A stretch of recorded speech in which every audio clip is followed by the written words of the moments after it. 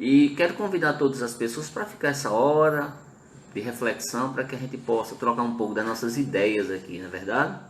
O pessoal entrou aí, mas volta de novo. Olha só, quero convidar todos os irmãos, nesse momento, fechar os olhos. A gente vai fazer uma prece inicial.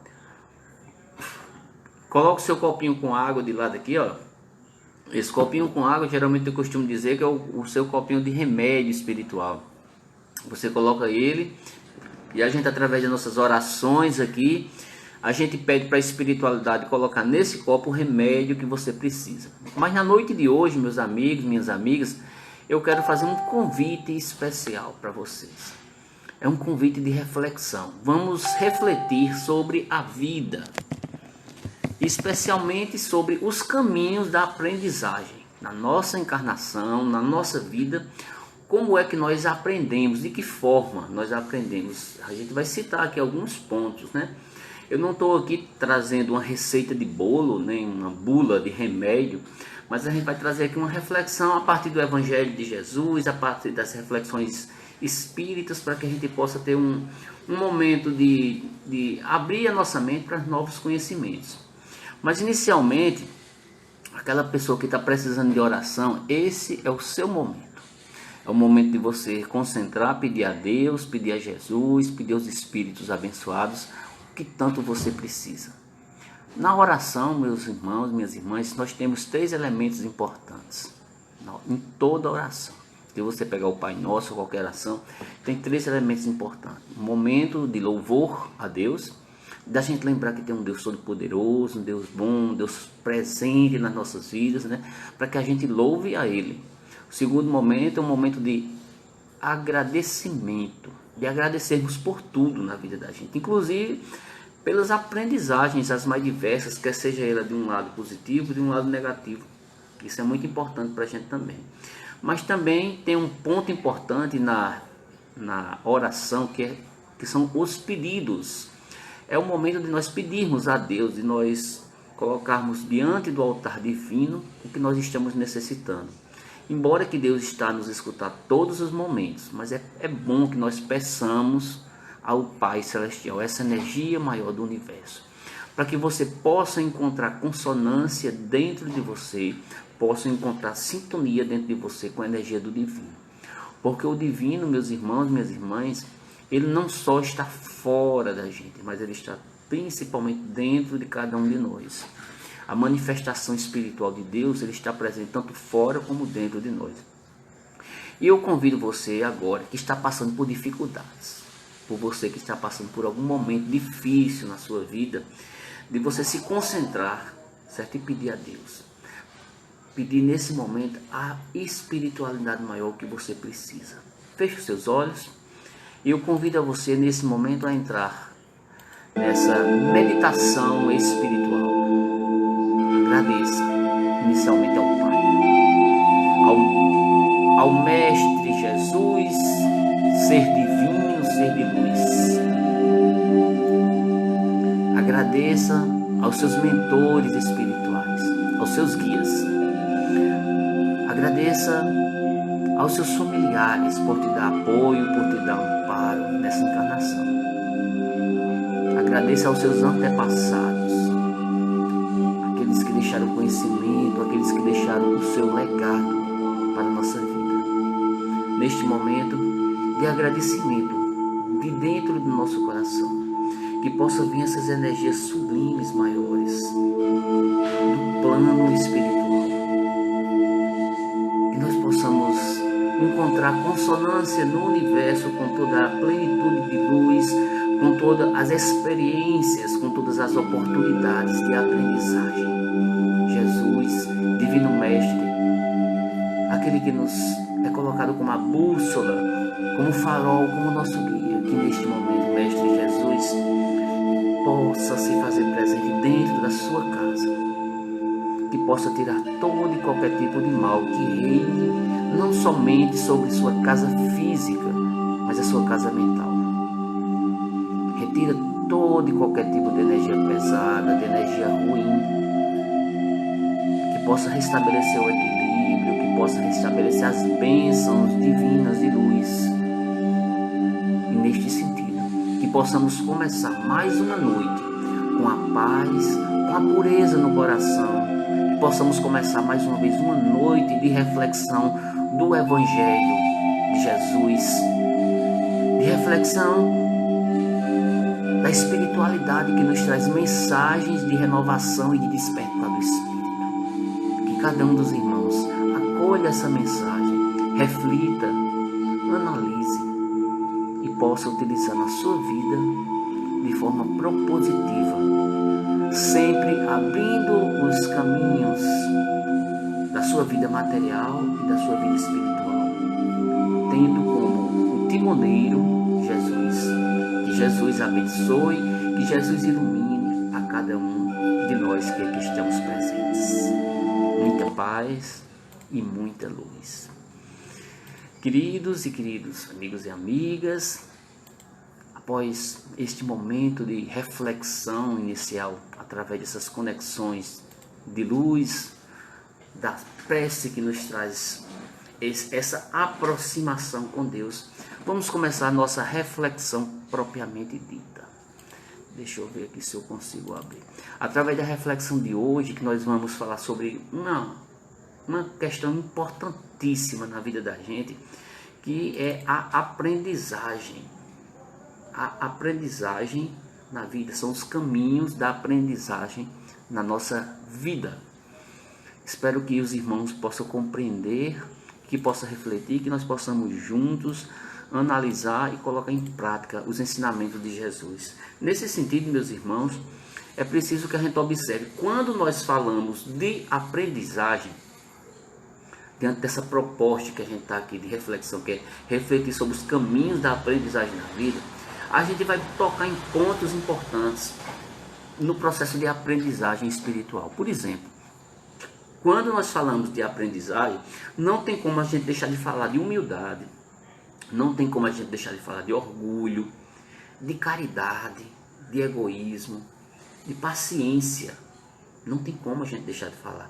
Não tem como a gente deixar de falar de irritação, de fé, de insegurança, não só psíquica, como também espiritual. Não tem como a gente deixar de falar de simplicidade, de vaidade, de perdão. Não tem como a gente deixar de falar de mágoas. Não tem como. Não tem como a gente deixar de falar de uma palavra importantíssima, que é a indulgência. Outra coisa muito importante na nossa vida são as maledicências, que muitas vezes colocam a gente para baixo. Não tem como a gente deixar de falar. Para que a gente aprenda, também a maledicência, ela vai estar presente em muitos momentos da vida da gente. Como a gente tratar com ela. É preciso a gente refletir através também de outro processo importante de aprendizagem, que é a mansidão, a brutalidade do ser espiritual, a nossa animalidade que nós carregamos de vida após vida. É preciso que nós compreendamos o processo de obediência espiritual, a obediência à voz de Deus, a obediência à voz do universo, a obediência à nossa própria consciência. É preciso a gente analisar os nossos estados de revolta espiritual. É preciso a gente assentar o pé no chão da razão e da ignorância que muitas vezes não nos faz caminhar. Nesse sentido, algumas pessoas que analisam o processo de aprendizagem, eu posso dizer para vocês que eu sou professor, eu sou educador, acredito que muitos dos irmãos que estão aí são educadores, né? Sabe que o processo de aprendizagem, ele se dá através de mudanças de comportamento. Não existe aprendizagem quando não existe mudança de comportamento. Não existe. Psicologia da aprendizagem, a pedagogia fala isso. Quando há mudança de comportamento, a aprendizagem ela se efetivou. Quando você tem conhecimento, certo? Mas esse conhecimento não chega a ser operacionalizado, ele não foi aprendido. Ele apenas está ali retido na sua mente, mas ainda ele não faz parte do seu processo de aprendizagem, não foi absorvido pelo seu eu interno. E nós podemos dizer que quanto mais nós aprendemos, mas nós precisamos aprender mais. Os sábios, meus irmãos, eles dizem assim: quanto mais eu aprendo, mais eu tenho que aprender. Os sábios, eles são muito humildes, eles sabem que o processo de aprendizagem não só espiritual, mas de vida, ele é contínuo. Eu preciso ter consciência daquilo que me falta aprender. Eu vou dizer para você, ninguém é perfeito. Ninguém nasce 100% aprendido. Ninguém nasce com 100% de conhecimento. Nós adquirimos, nós desenvolvemos através dos vários momentos na nossa encarnação, na nossa vida. E essas aprendizagens, elas se dão por diversas instâncias espirituais e materiais, não é verdade? Nós podemos dizer, é muito comum a gente falar que existem duas ferramentas de aprendizagem. Vamos trazer aqui mais para o lado espiritual. Existem duas ferramentas de aprendizagem espiritual que é muito costumeiro de nós falarmos nas casas espíritas, nas igrejas, certo? Nos templos religiosos, de uma forma geral. Quais seriam essas duas grandes ferramentas de aprendizagem? Você aprende no amor ou na dor? Acho que muitos dos irmãos aí já devem ter ouvido falar. Ou você aprende com a dor, através do sofrimento, ou você aprende através do amor. É muito comum a gente falar isso. Mas também a gente pode dizer que existe uma terceira via, né? Que não é somente amor e dor, mas é um terceiro elemento de reflexão. Nós aprendemos principalmente com a experiência. Quando eu digo que nós aprendemos com a experiência, a gente sai da questão do maniqueísmo, dos dois pontos do extremo, o bem e o mal. Porque costumeiramente nós dizemos assim, que nós corremos de experiências negativas, de coisas negativas na nossa vida. E só queremos um mar de rosa, as coisas positivas. Mas a espiritualidade, meus irmãos, dizem que nós aprendemos também com as situações não tão boas, com as situações que nós dizemos assim, que são situações negativas. Também aprendemos com os erros e aprendemos com os acertos. E é preciso a gente observar que não somente nós aprendemos com a dor, nós aprendemos com o amor, mas nós aprendemos acima de tudo com a experiência que nos é possibilitada nesta encarnação. Quando nós programamos espiritualmente vir para a Terra, quando nós programamos espiritualmente para termos esse corpo, para termos essa estrutura energética espiritual, nós delimitamos a vida da gente dentro de muitos aspectos, principalmente aspectos de aprendizagem que a gente precisa ter nessa encarnação. A doutrina espírita fala muito sobre isso. A doutrina espírita fala de uma fé que nós chamamos fé racional, ou fé raciocinada, que é uma fé que pensa, é uma fé que você vai pela lógica das coisas, não somente no crer no que não vê. Nós temos essa visão também de termos um fortalecimento das coisas que não vemos, mas que sentimos com a nossa alma. Mas a fé que o Espiritismo fala é uma fé raciocinada, é uma fé pensada. A gente vai falar um pouco sobre isso daqui a pouco. A doutrina espírita também fala das mudanças de posicionamentos perante a vida. Nós temos que ter muito cuidado com isso. Em muitas das lives que eu fiz nos últimos dias, eu falei do processo de mudança, que não é fácil, mas ela é necessária. A mudança, ela é necessária na sua vida e na minha vida. Se não fizermos as mudanças, nós não enveredamos no caminho do progresso espiritual. E é preciso a gente começar a observar que mudança, ela é necessária.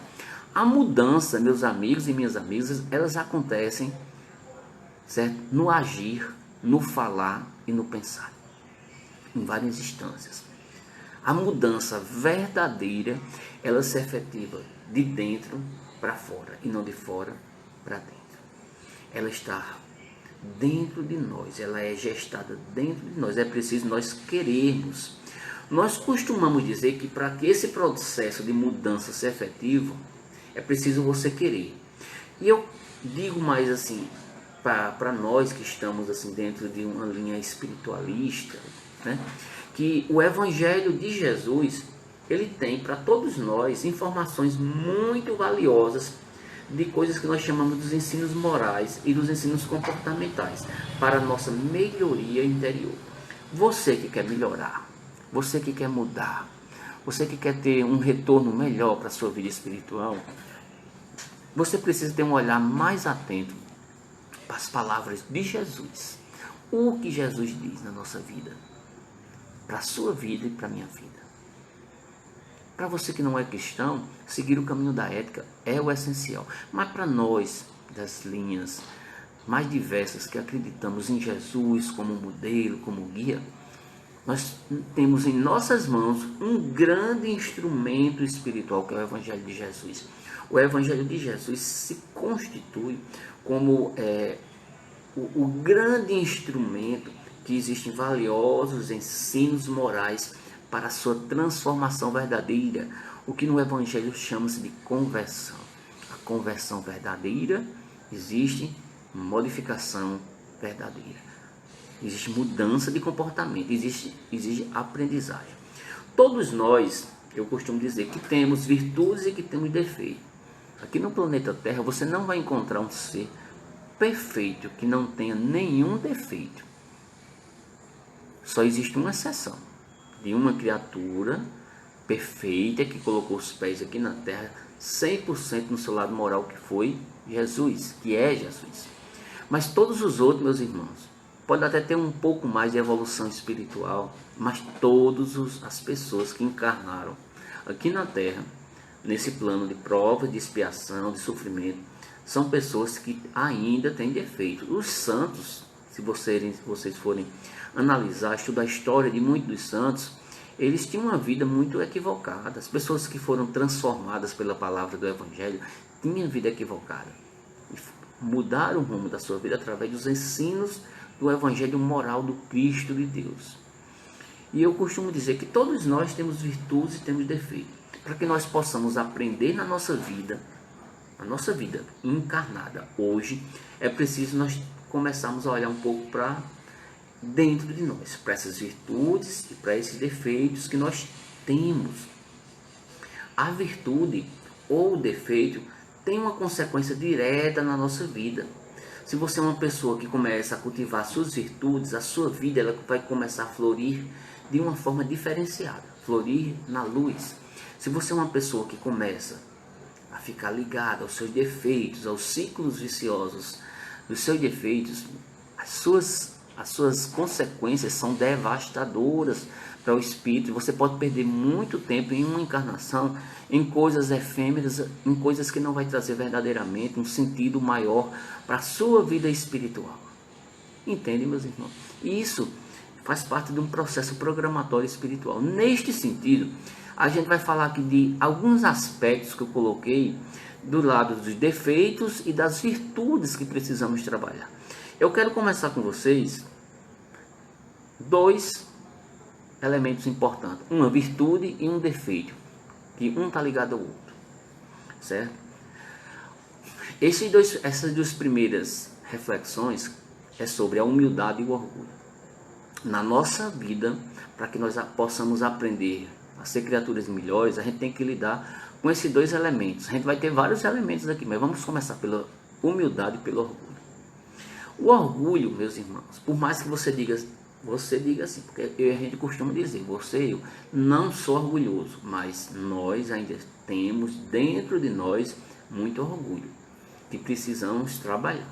Tem gente que diz assim, não, eu não sou orgulhoso, não, eu sou muito humilde, mas isso é balela. É balela, porque na primeira prova, no primeiro teste, o orgulho vem à tona. E você cai no primeiro teste. Quer ver? Dê poder, dê dinheiro para você. Para mim. Será que a gente não cai? Muitos caem. Muitos caem. Nesse primeiro teste, na vida da gente acontece muito desses testes. O orgulho, infelizmente, ainda está no âmago do nosso ser, que precisa ser trabalhado. Você precisa reconhecer que ainda tem dentro de você ainda uma vesga, um liame do orgulho que precisa ser trabalhado. O orgulho, meus irmãos, é uma coisa que precisa ser tão trabalhada que a espiritualidade diz, preste atenção, vai ao contrário do que a gente diz, que a gente diz, eu não tenho orgulho. Tem sim, porque toda a espiritualidade fala que o orgulho é o último defeito a ser eliminado. Se é o último defeito a ser eliminado, hoje tem muitos antes dele que a gente não eliminou. Se não eliminou os menores, imagina o maior, que é o orgulho. Nem se iluda, eu não me iludo, mas nós ainda temos orgulho.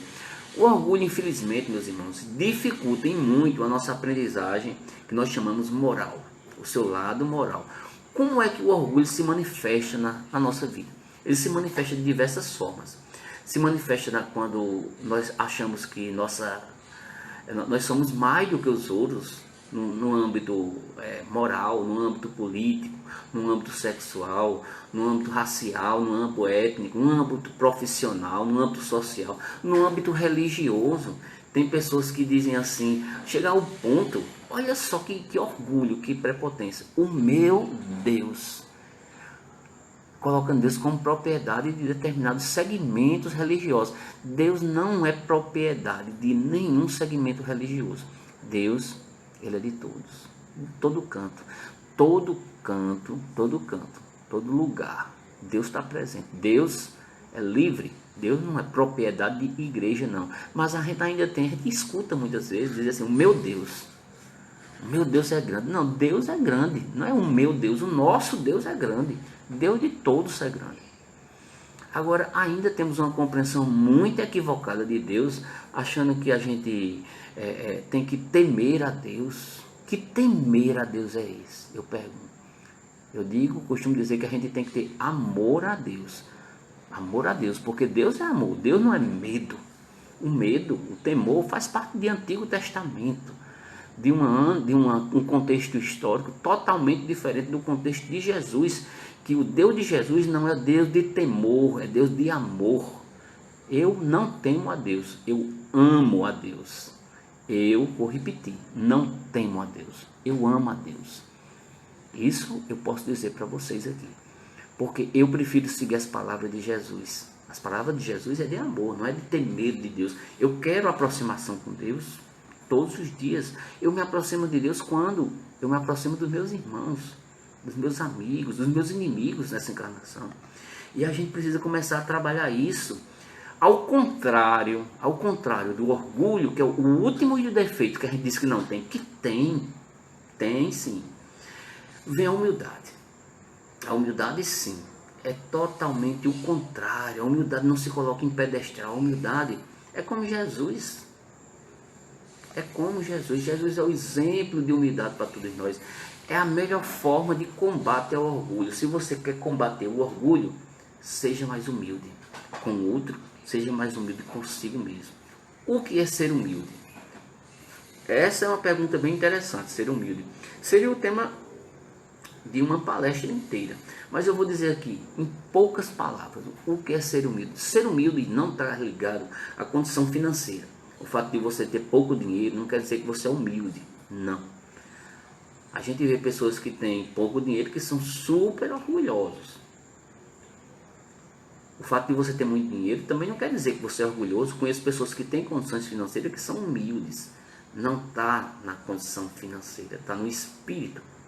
A humildade não está relacionada a isso. A humildade, meus irmãos, está relacionada à sua condição moral, de não se achar melhor do que ninguém. Lembrando que você é uma criatura criada por Deus, que tem dentro de si potenciais bons e potenciais não tão bons, que precisam ser desenvolvidos, principalmente os bons.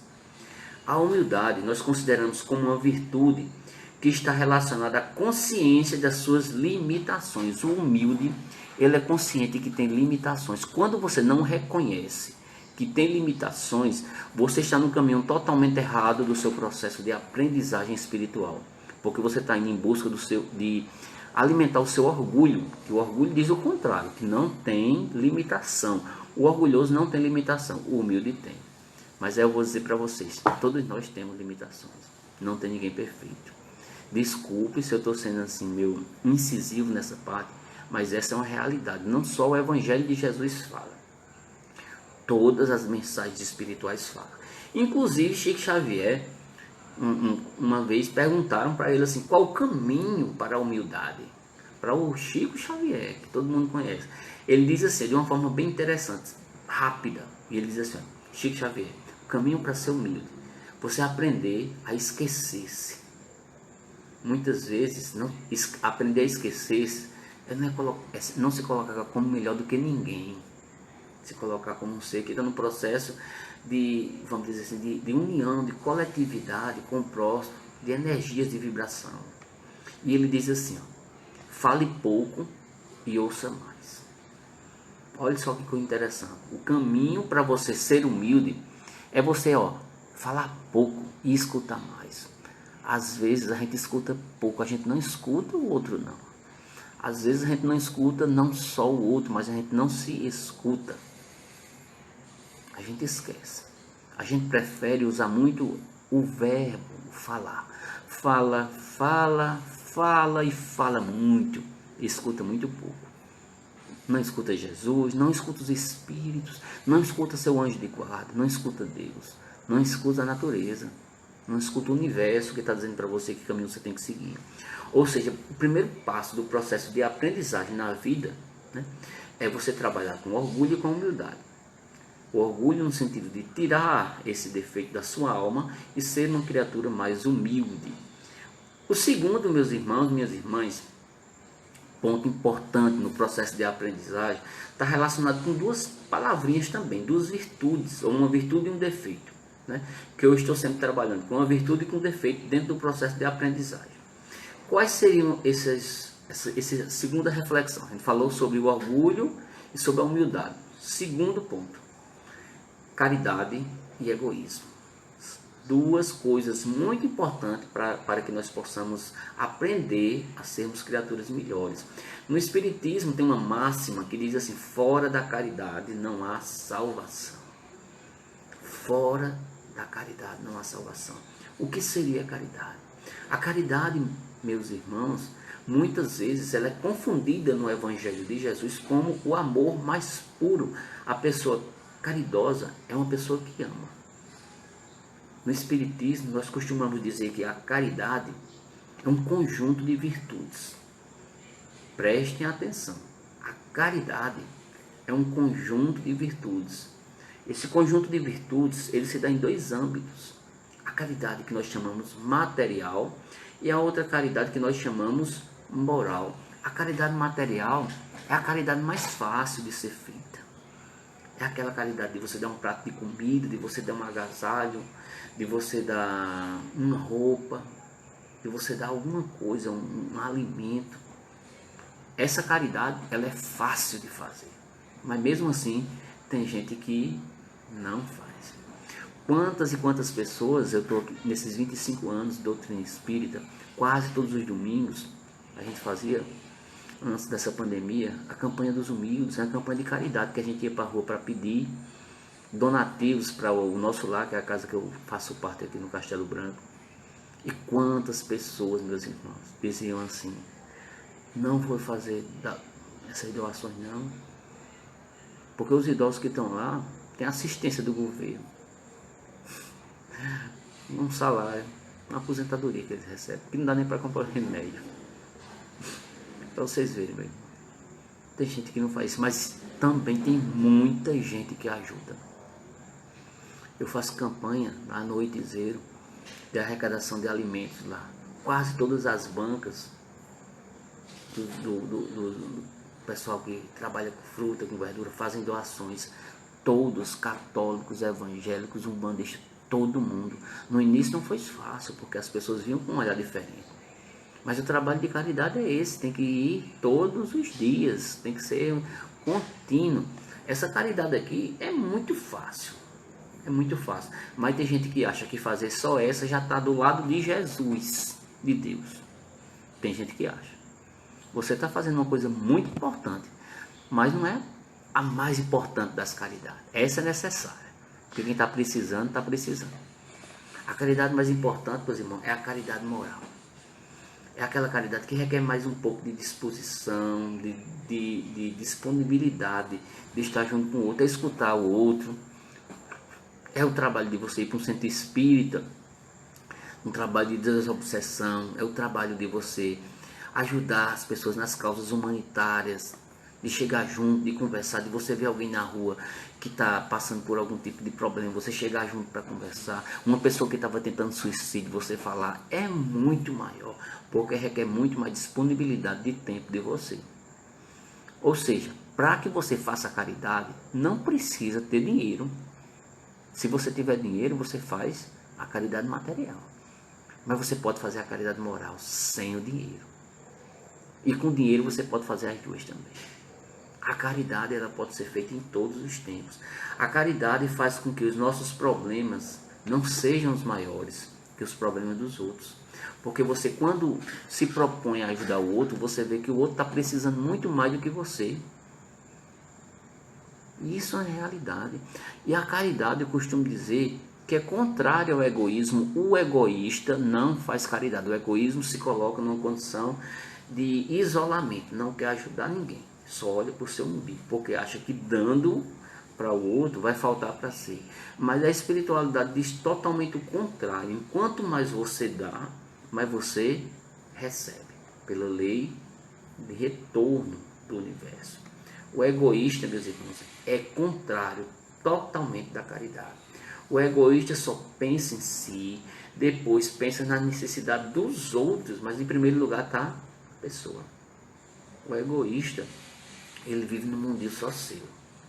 E isso, todo o Evangelho fala, que nós precisamos deixar de ser egoísta. O orgulho e o egoísmo são as duas grandes chagas da alma humana. A espiritualidade fala sobre isso no Evangelho segundo o Espiritismo. No Livro dos Espíritos também fala sobre isso. O bem se faz e anula o mal que se fez. Isso a espiritualidade fala muito para a gente.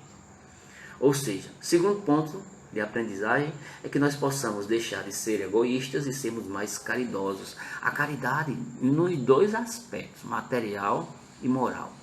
É deixar que flua melhor essas energias de amor ao próximo. O outro ponto de aprendizagem, que está entre outra virtude e outro defeito, que nós precisamos aprender, é com a paciência e com a irritação.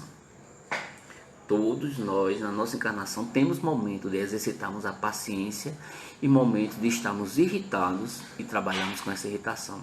E eu vou dizer para vocês, é uma das coisas que eu mais trabalho, eu vou dizer, hoje é a paciência. Às vezes eu fico muito impaciente com determinadas coisas que está acontecendo na atualidade. Aí eu dou uma relaxada, conto até 10, faço as minhas orações e olho para mim mesmo e diz: Humberto, seja mais paciente. Você não fala tanto em paciência com os outros porque você não é paciente. Porque é um desejo da nossa alma, meus irmãos. Muitas vezes a nossa energia é uma energia muito apressada e a gente precisa dar uma acalmada nessa energia, ser paciente. Como diz Paulo de Tarso, o amor é paciente e deixarmos de sermos irritados. A sociedade atual, meus irmãos, a gente costuma dizer que passa por uma onda muito grande de energias pesadas, energia de conflitos, correria. Quem é que não tem um conflito dentro de casa, um conflito no trabalho, um conflito amoroso? Correria, correm para ter dinheiro, para não passar fome, não passar necessidade. Nervosismo de perder emprego, tá a pandemia aí com um monte de problemas, desemprego batendo na sua porta, fome. Aí você fica irritado, não tem como você ficar 100% paciente, mas é preciso você ter um pouco mais de calma. E muitas vezes esses conflitos, essas correrias, esse nervosismo gera o quê? Gera os chamados descontroles emocionais. Você fica descontrolado emocionalmente.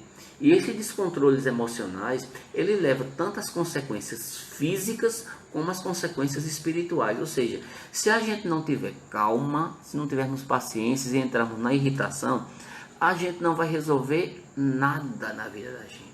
Porque a gente vai ficar preso a um ciclo de energia que não é produtivo, é um ciclo de energia improdutivo.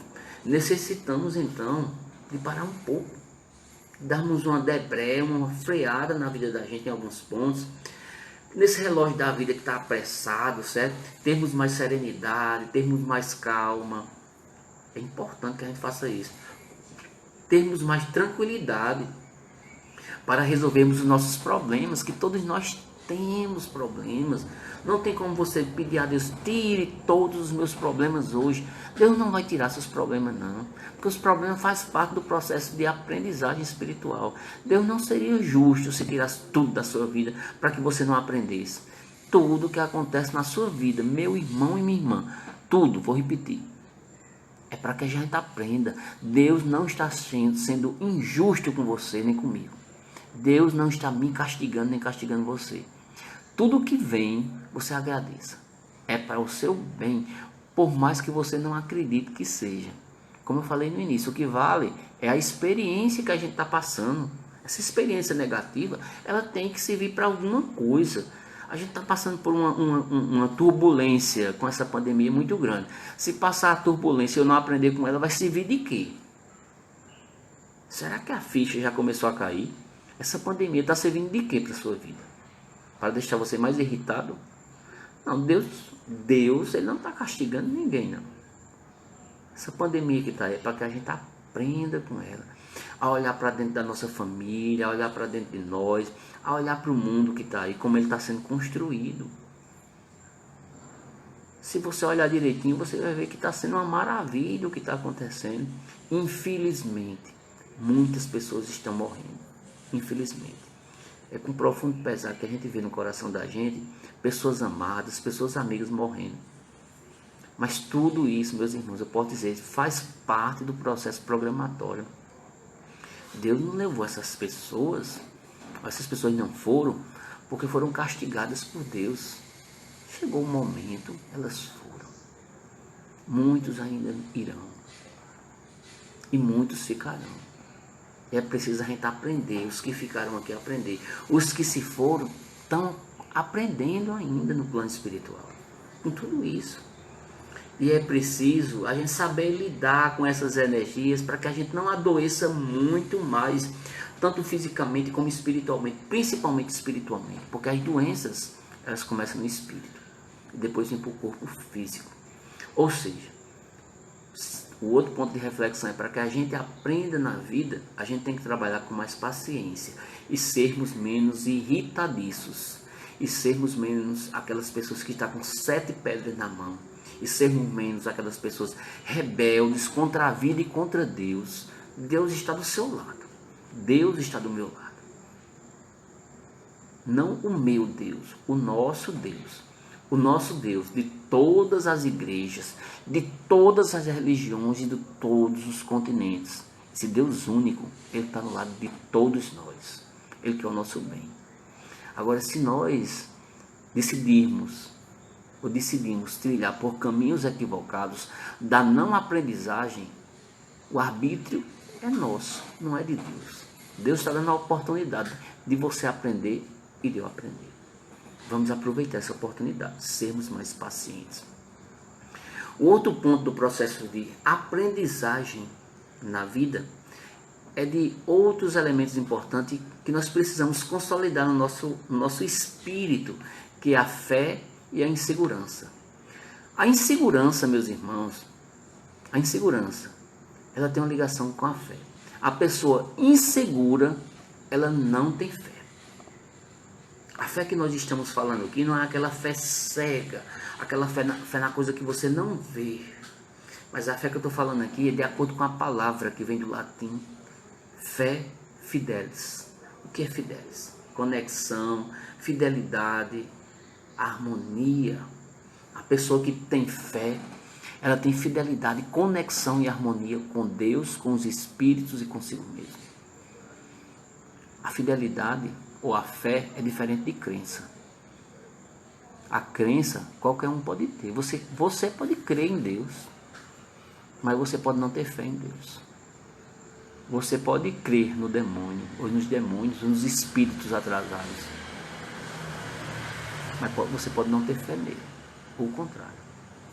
Tem pessoas que têm ligação com as energias trevosas. Infelizmente, elas atraem. Mas a fé, meus irmãos, é uma conexão. À medida que você vai fidelizando, à medida que você vai se aproximando de Deus, você vai mantendo uma conexão maior. Não somente a crença no que não vê, mas a sintonia perfeita. Ela se faz presente através dessa segurança que você tem de uma energia com o maior, com o divino que é Deus. O Espiritismo ele fala que nós temos 2 tipos de fé, a fé humana e a fé divina. Que nós precisamos trabalhar. A fé humana é você acreditar em você mesmo. Para que você consiga coisas materiais, é preciso você correr e buscar as coisas materiais. Você consegue. Para que você consiga as coisas espirituais, é preciso também você correr atrás das coisas espirituais, que você vai conseguir. Ou seja, para que eu consiga coisas materiais, coisas espirituais, eu tenho que correr atrás, eu tenho que me dispor, eu tenho que me sintonizar com Deus e comigo. A fé humana é você sintonizar com você mesmo, com o seu potencial. Eu acredito em mim, eu vou vencer. Eu vou vencer materialmente, eu vou vencer espiritualmente, é você acreditar. Se você não acredita em você, você não tem fé humana, você não acredita em você. É o primeiro passo para o fracasso. Não acredita em você. É a insegurança que abre espaço. A pessoa que não acredita em si mesmo, não tem fé em si mesmo, é insegura consigo mesmo. Não vai para frente. Não consegue nada. Nada. A fé divina é a fé com Deus. É a fé com os espíritos iluminados. É a fé com o divino. Ela também é muito importante, porque a fé divina faz com que nós acreditemos, que nós nos liguemos e nos fidelizemos a uma força maior, que é o motor do universo, que é o motor da vida espiritual, que é a verdadeira vida, que é a nossa. Você ter fé em Deus, você ter sintonia com Deus é um elemento importantíssimo para que você cresça espiritualmente. Isso já é comprovado. As pessoas que têm uma ligação com o divino, ela tem uma resolutividade de vida muito maior daquelas que não têm, daquelas que são inseguras espiritualmente.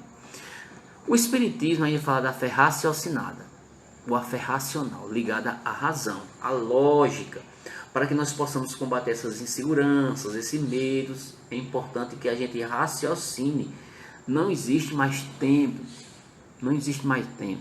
para o sobrenatural, no sentido de coisas que a gente não tem explicação do plano espiritual. Os espíritos já estão aí o tempo todo nos mostrando como essa relação com o divino. Não tem mais tempo para isso. O espiritismo fala muito sobre isso. O sobrenatural nada mais é do natural, porque é a verdadeira vida. Para nós é sobrenatural, é esquisito, porque nós ainda não compreendemos a vida espiritual. Mas tudo é natural. Os próprios milagres de Jesus, tudo natural. Tudo natural. Que ele sabia manipular todas essas energias em prol do bem da humanidade, das pessoas que conviveram com ele. Certo? Uma coisa interessante, o que é uma pessoa de fé? Uma pessoa de fé é uma pessoa que tem essa ligação com o divino. Mas tem como a gente diferenciar uma pessoa que tem fé para uma pessoa que não tem fé? Tem diferença? Tem. Observe nas pessoas que elas têm uma fé forte, como ela tem um poder de resolutividade muito maior do que aquelas pessoas que não têm fé e são inseguras.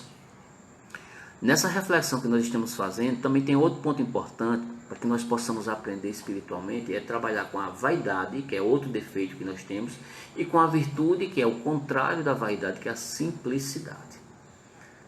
Também necessitamos muito de deixarmos de sermos vaidosos, que nós somos. A vaidade em todos os sentidos. Existe até a vaidade espiritual. Tem médium que é muito vaidoso. É um dos grandes motivos de queda do médium, é a vaidade. Eu falo muito sobre isso. Aquela pessoa que se acha o bambambam. Não existe esse bambambam. Somos simples instrumentos de Deus.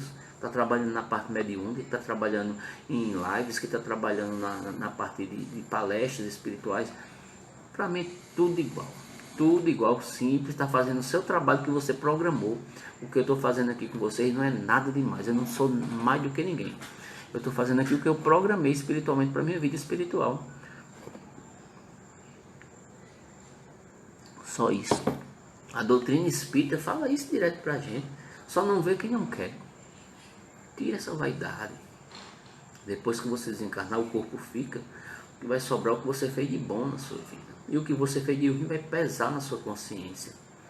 O espírita, ou a doutrina espírita, fala da necessidade de nós sermos pessoas mais moderadas, sermos pessoas mais cuidadosas com os exageros, que não levam a nada. Jesus fala para nós, cuidai do corpo, cuidai do espírito. Não esqueça, meus irmãos, cuidai do corpo e cuidai do espírito. A simplicidade para a espiritualidade é uma virtude apenas dos espíritos amadurecidos. Os espíritos que não são amadurecidos, que eu chamo de espíritos infantis, eles são vaidosos, eles se acham. Como diz lá no interior, a última bolacha do pacote. Acha que é o melhor de todos, né? Acha que é a bala que matou John Lennon, diz assim, né, no popular.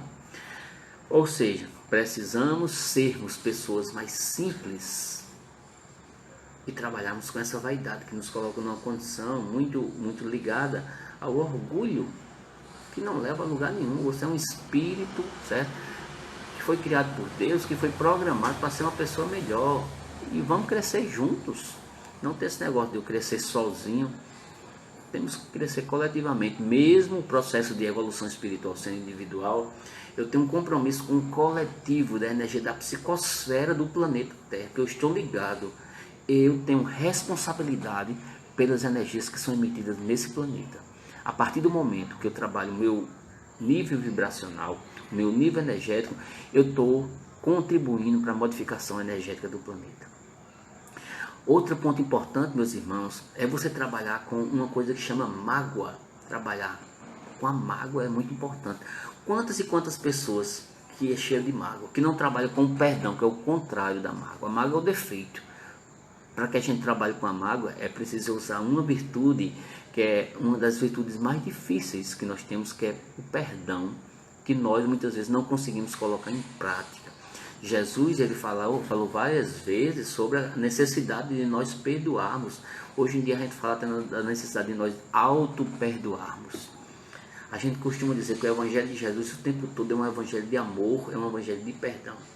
A mágoa, o ódio, o rancor, a vingança, o não perdão, tudo isso, meus irmãos, ele só ocasiona danos físicos e espirituais. Tudo isso aqui que eu falei, de mágoa, de ódio, de você guardar tudo isso, não vai deixar nada de bom para vocês.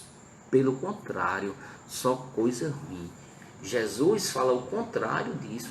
Eu que sou cristão, você que é cristão, precisa se apegar nas palavras de Jesus, que mostra a necessidade de nós sermos criaturas ligadas ao amor e ao perdão. Jesus fala do perdão como uma ação libertadora do espírito, dos sentimentos e das energias negativas. Jesus fala sobre isso. Não falou somente na sua época que esteve aqui caminhando entre nós. Ele falou hoje, ele fala daqui a milênios, se for necessário, sobre a necessidade disso. Devemos nos preocupar com o mal que fazemos ao outro e não com o mal que o outro nos faz. Eu falo muito isso. Chico Xavier fala isso, essa frase. A gente precisa se preocupar com o mal que eu faço para o outro e não o mal que o outro faz para mim. Eu não preciso me magoar com o mal do outro. Ele faz porque ele que é um necessitado. Eu preciso ser superior no sentido de ter uma ligação mais elástica com o plano maior, com as energias divinas, e trazer aquela pessoa que está vibrando naquela ali para a luz, junto comigo, e não se ligar naquela energia e ficar lá no poço da insensatez, da maledicência, da energia pesada. O maior beneficiado do perdão, meus irmãos, não é o outro. Quando você está perdoando quem fez um mal para você, você está beneficiando a você mesmo. Por quê? Porque você se liberta. A pessoa que não perdoa, ela se aprisiona nas teias das trevas e das sombras negativas. Muito interessante. Outro ponto importante no processo de aprendizagem espiritual é com a indulgência e a maledicência. São duas palavrinhas também que a gente fala muito, né? Indulgência e a maledicência. O que seria a indulgência? A indulgência, meus irmãos, é uma palavra que é muito usada dentro das igrejas de uma forma geral. Você ser indulgente é você ser tolerante e ser compreensivo com os defeitos dos outros. Você que é indulgente, você perdoa, você compreende, você é tolerante com o outro que ainda não tem nível espiritual avançado. Na atualidade, nós observamos muito a falta de compreensão e a falta de indulgência, a intolerância. A intolerância nos vários níveis, se você for observar, vários níveis que eu já falei antes, nível de orientação sexual, nível étnico, racial, social, político e assim vai. São muitos os níveis de intolerância de pessoas que acham que a sua religião é melhor do que os outros. Que religião é essa que se acha melhor do que os outros? Porque não existe religião melhor do que os outros. Existe religião que eu estou mais ligado a ela, minha energia está mais ligada a ela. Os espíritos Falando sobre isso direto, a verdadeira religião é aquela que faz homens e mulheres de bem. Não existe uma religião melhor do que outra, não existe, né? A intolerância leva também a desequilíbrios individuais, leva a desequilíbrios coletivos, e a maledicência, que é essa língua que a gente tem bendita, né? Que às vezes a gente quer usar para fazer o mal ao outro, através de falar mal do outro. Nós, para sermos indulgentes, a gente precisa ser menos maledicentes. A gente vive num tempo, meus irmãos, que parece que a maledicência é a tona da vida de muitas pessoas, de falar mal do outro, da fofoca. Tem uma parte aqui que eu botei, quando a gente fala de fofoca, de maledicência, que tem um textozinho de Sócrates, que é chamado As Três Peneiras, que tem tudo a ver com essa questão da maledicência. E eu vou ler para vocês aqui, ó. As Três Peneiras de Sócrates, é muito conhecido. Eu vou ler rapidamente, porque todo mundo aí eu acho que já conhece. A primeira peneira: se alguém chega para você e diz alguma coisa, deixa eu ver quem tá aí. A Vani chegou para mim e disse uma determinada coisa, né, Vani? Aí o que você vai pensar? Primeira peneira, a peneira da verdade. Aí você pergunta para o outro: tem certeza que o que vai dizer é verdade? Isso que você vai dizer para mim é verdade? Se a pessoa: não, é verdade, é verdade. Aí vai para a segunda, Vani. É a peneira da bondade. O que você está querendo me dizer, o que você está querendo me informar, é bom ou não? Não, é bom, é bom. Aí vai para a terceira. A terceira peneira, que é da utilidade. O que você pensou, o que você está dizendo, é útil para alguma coisa? Vai acrescentar alguma coisa de bom para alguém? Não, não é útil. Pare. Ou seja, se alguém chega para você e diz alguma coisa, você observe que o que não é verdadeiro, o que não é bom e o que não é útil, é melhor você guardar para si e morrer ali. Não precisa passar à frente. Mas eu digo para vocês, é fácil a gente colocar as três peneiras de Sócrates no nosso dia a dia? Não, porque a gente faz totalmente o contrário. A gente faz o contrário. A gente não quer saber se é verdade, é fake news, vamos para frente, porque a gente vai falar mal do outro. É nada, negócio de bom, não. É útil, não. Eu quero é falar mal do outro. Porque eu falando mal do outro eu vou crescer. A ilusão, porque você falando mal do outro, você está se diminuindo também. Porque você está entrando numa energia, a energia do fake news. A pessoa que propaga fake news é uma pessoa do mal, Uma pessoa que fala de mentiras é uma pessoa que está ligada às trevas. Porque Jesus diz que à medida que medimos o outro, nós seremos medidos. Somos juízes severos para os outros, mas somos muito complacentes conosco. A gente adora julgar o outro, mas quando é para julgar a gente quer que seja bonzinho com a gente. Isso é ou não é uma realidade? Ou seja, é preciso nós sermos mais indulgentes, sermos mais tolerantes. Agora, com a maledicência, a gente não pode dar trégua. Com racismo, a gente não pode dar trégua. Com fascismo, a gente não pode dar trégua. A gente tem que combater. Eu combato até minhas últimas forças, meus irmãos. Até minhas últimas forças. Propagação de ódio, de ideologias racistas, de ideologias que botam a mulher para baixo, que botam os homossexuais, que botam o negro para baixo. Não venha para o meu lado não, que eu tiro de lado. Não quero saber. Não quero saber. Porque não vai me acrescentar nada. Se a pessoa quer me escutar, eu vou trazer uma mensagem totalmente diferenciada, que é a mensagem de Jesus, que é uma mensagem de mansuetude. Mas se a pessoa quiser insistir comigo com esse tipo de discurso, de diálogo, pode passar à frente, que eu não vou dar espaço para estar discutindo determinadas situações que não vai me acrescentar nada. E não acrescenta por quê? Porque não está com base no Evangelho. Se não está com base no Evangelho, não venha para cima de mim. Não quero me ligar a esse tipo de energia. Outra questão importante, meus irmãos, é trabalharmos com a nossa brutalidade, da nossa instintividade e trabalharmos com a nossa mansidão. Como disse Jesus, ser manso é ser afável com o próximo. A promessa de Jesus, que ele diz: bem-aventurados os mansos e os pacíficos, porque estes herdarão o reino dos céus ou a terra. Nossos pensamentos, nossos atos, as nossas ações no nosso dia a dia, está ligado à nossa sintonia, à nossa vibração.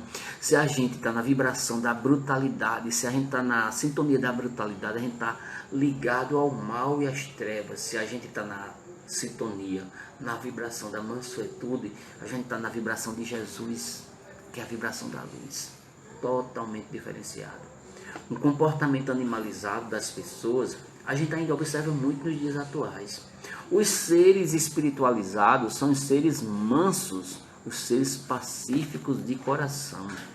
Os seres mansos e pacíficos não quer dizer que são seres omissos e que veem as coisas e não falam. Os mansos e os pacíficos, eles falam sim. Vejam Gandhi. Gandhi teve uma revolução que ele fez, que foi através do amor. Revolução pacífica. Caminho certo. Gandhi, um grande líder espiritual. Assim como o Papa Francisco também. Está na mesma linha. Na mesma linha. Ou seja, para que nós possamos aprendermos na vida, é preciso a gente lidar com esse nosso lado bruto animal. Como diz lá Elcio, lá no nosso lar, no Castelo Branco, ele diz assim, domar o leão, domar o javali que tem dentro de nós. Sermos mansos, meus irmãos. Outra coisa importante na nossa vida espiritual é que nós não sejamos revoltados contra a vida e contra Deus, e sejamos obedientes às leis de Deus, às leis morais, principalmente. É preciso ter uma relação importante com Deus, aprendermos a ser obedientes. E a gente observa que muitas vezes a gente confunde obediência e resignação com omissão. Obediência e resignação são atitudes ao contrário, totalmente ativas, como o Gandhi que eu falei aqui. Não era um revoltado grande, era um ser obediente às leis do universo, às leis de Jesus. Mesmo não sendo cristão, Gandhi era obediente às leis do universo, às leis de Deus. Ela estava ligada não somente à lei da razão, mas também estava ligada à lei do coração. A obediência é ligada à razão e a resignação é ligada ao coração. São duas forças ativas que nos fazem suportar o peso das provas e expiações da vida. É a obediência, é a resignação, é você diante das atribulações na sua vida, você ser resignado, agradecer a Deus, não se revoltar pelas coisas.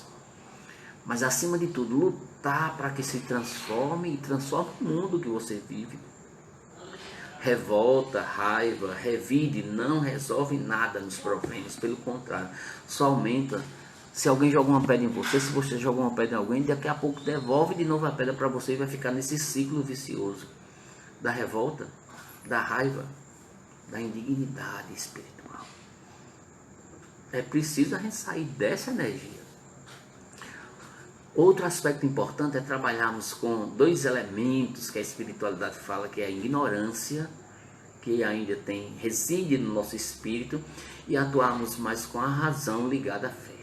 A ignorância, meus irmãos, é a ausência de conhecimento e compreensão das coisas. O ignorante não é só aquela pessoa que não tem conhecimento de escolar, mas tem pessoas que às vezes não estão dentro de escola, que são super sábias. Conheço lá no interior várias que são. Gente do pé de serra, como eu fui de pé de serra, num sítio. A ignorância é você que não quer abrir-se para o novo, abrir-se para o conhecimento. Como é que a gente enfrenta a ignorância? Usando toda a nossa inteligência que nós temos, agindo na ética, agindo no respeito ao próximo. Uma pessoa que dá espaço para a sua inteligência se desenvolver, para agir na ética e respeito ao próximo, ela está desenvolvendo conhecimento espiritual acima de tudo. Abrindo portas, a razão, a racionalidade é o exercício contínuo do uso da inteligência, da lógica e da ética. Então, qual a razão da vida da gente? É estarmos na ignorância? Não, a razão da vida da gente é estarmos no conhecimento, porque o próprio Jesus, ele diz isso, quando ele diz, a verdade vos libertará. A verdade é conhecimento, meus irmãos, a verdade é o amor, é o despertar do Espírito, isso é que é a verdade. Nesse sentido, a gente traçou aqui alguns pontos importantes para o nosso processo de aprendizagem espiritual, muitos aqui que eu citei. Existem mais? Existem. Eu citei aqui só alguns, eu passaria a noite inteira falando para vocês sobre o processo de aprendizagem na vida, sobre alguns elementos importantes para o nosso processo de evolução espiritual. Mas esse, meus irmãos, basta por hoje, porque a proposta de hoje justamente é trabalharmos com essas virtudes e com esses defeitos que ainda residem dentro de nós, que precisamos trabalhar. E eu quero encerrar essa explanação, essa exposição sobre esse processo de aprendizagem na vida com uma poesia de Chico Xavier.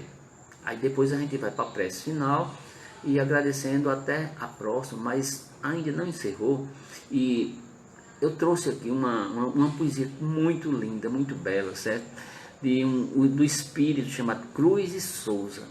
Foi psicografado por Chico Xavier e ele fala sobre a dor. Lembra no início que eu falei que duas ferramentas de aprendizagem é o amor e a dor?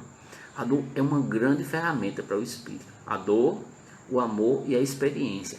Mas nessa poesia de Cruz e Souza, que foi psicografado por Chico Xavier, ele fala sobre a dor, que é uma das ferramentas maiores. Eu vou dizer para você, tem gente que prefere ou se liga mais na aprendizagem através da dor, porque pelo amor existe uma dificuldade muito grande e pela experiência também.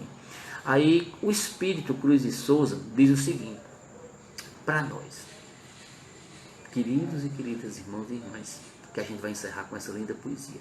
Diz assim: suporta calmo a dor que padeces, convictos de que até nos sofrimentos, no desespero austero dos deveres, mana o sol que clareia os sentimentos.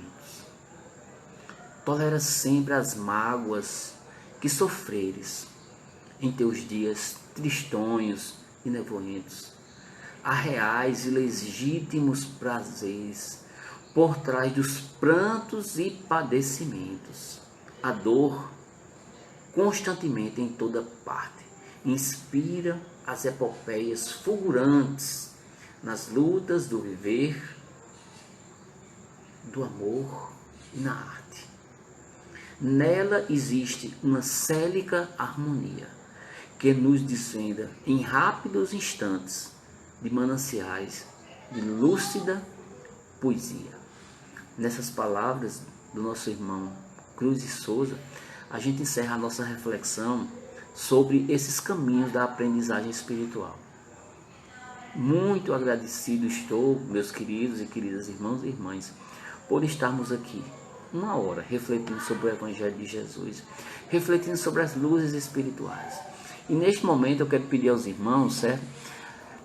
Agradecido de coração por essa noite maravilhosa de estarmos aqui refletindo sobre os caminhos da aprendizagem espiritual, pela dor, pelo amor, pela experiência, mas pela paciência de todos vocês de estar aqui uma hora escutando um evangelho que para uns é tão cansativo, mas que para mim é um evangelho que reforça a minha alma.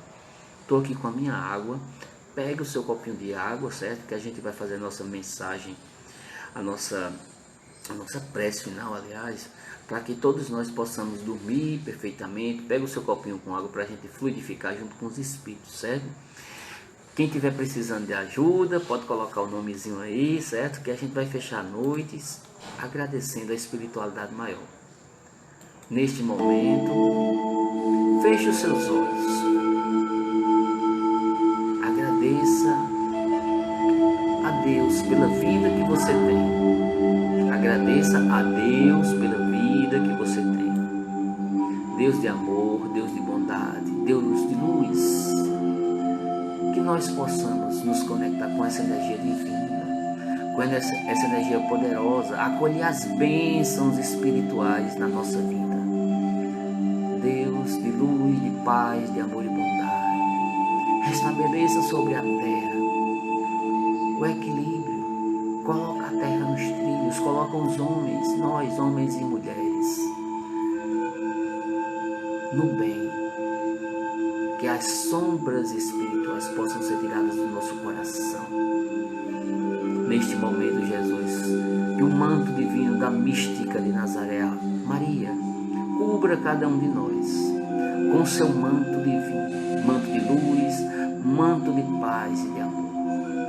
Maria de Nazaré, Mãe intercessora de todos nós, com seu manto divino, com seu manto de luz, com seu manto, sentimento e coração de mãe, abençoe a cada um dos irmãos e das irmãs que estão passando por necessidade nesse momento. Peço especialmente para que me escutar, que está com problema financeiro, que está com problema de saúde, que está com problema afetivo, que está com problema, Jesus, com seus filhos, para aquela pessoa que está dentro da sua família com algum desequilíbrio, que esse desequilíbrio, Jesus, possa sair.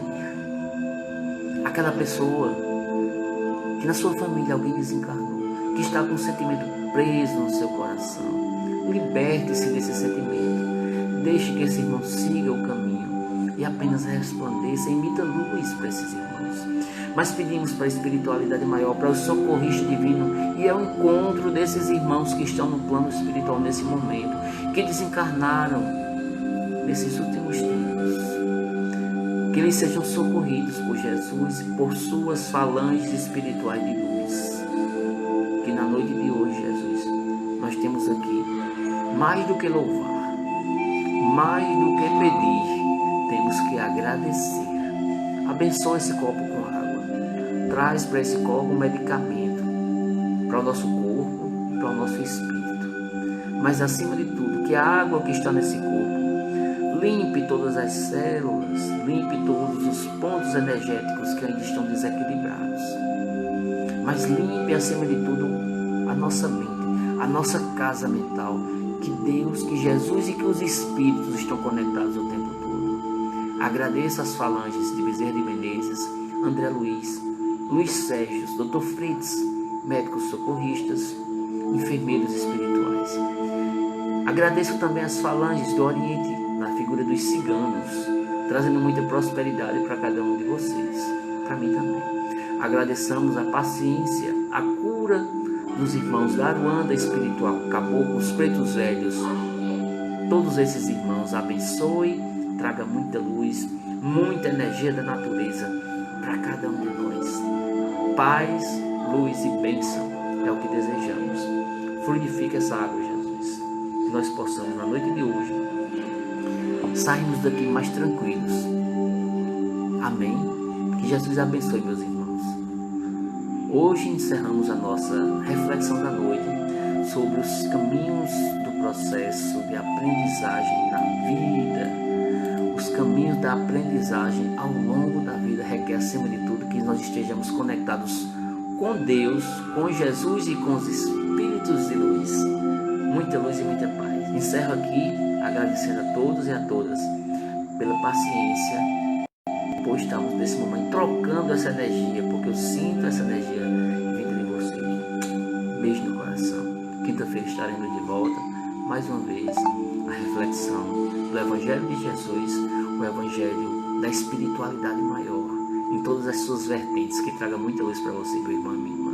Muita paz, uma boa noite, que possam ficar na paz de Jesus e de Deus, o nosso Criador.